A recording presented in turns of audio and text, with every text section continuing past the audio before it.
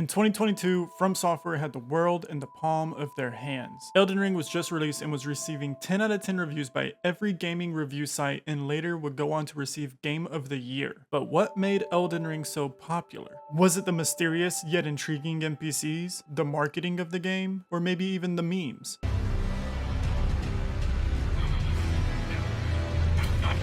It's actually much simpler than that. What made Elden Ring so successful was the fact that in an age of gaming where gamers were constantly harassed with microtransactions and unfinished products, Elden Ring did the opposite. It delivered a finished product with no scummy microtransaction systems in place. You paid $60 and received $60 worth of content with no day one DLC bullshit. It was a fair exchange and everyone was happy, except their rivals. When Elden Ring released, the game was hated by many other game developers because of the simplicity of the UI. Elden Ring doesn't have a mini-map with quest markers or a journal on the side of your screen telling you what to do. FromSoft doesn't tell you how to play the game, they just let you play it. When you first enter Limgrave, you will run into the Tree Sentinel, and unless you're me, you'll probably die to this guy, try to fight him again, die to him again, and repeat for an hour, and you will either A, rage quit and write an angry review about the game, or B, decide, hey, maybe it's a good idea to explore the world and level up a little bit. And that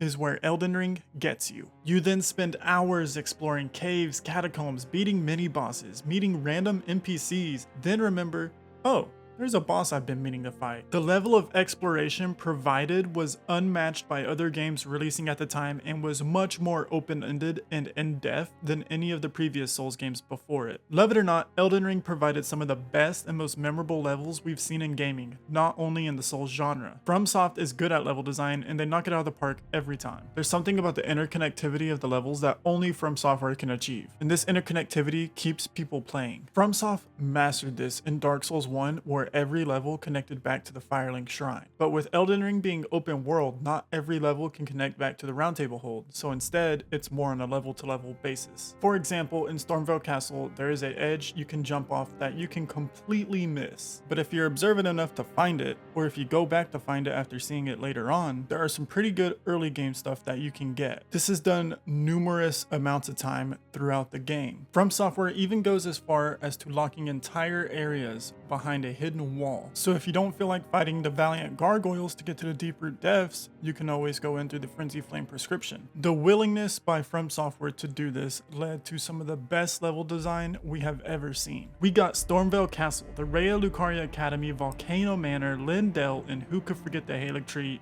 plus more. Difficulty is a running theme in the Souls games, but Elden Ring's difficulty is completely up to the player. Not in the traditional sense though. There's no choice at the beginning of the game as to what difficulty you would like to play on. Instead, FromSoft decided to let you decide that in other ways, aka Spirit Ashes. Controversial at the time, the debate of if you use Spirit Ashes you're bad versus let people play the game how they want to play began. But ultimately, the decision to add Spirit Ashes ended up being the right choice for Elden Ring. They made the game more accessible to players who are initially turned off by the game's difficulty. You could fight a boss by yourself over and over again until you master its moveset, or you could summon an ally to take some of the boss's aggro while you get in some free damage. Ultimately, these are the reasons Elden Ring became the colossal it was. It was a good deal, it had great level design, and it was more accessible to the casual players.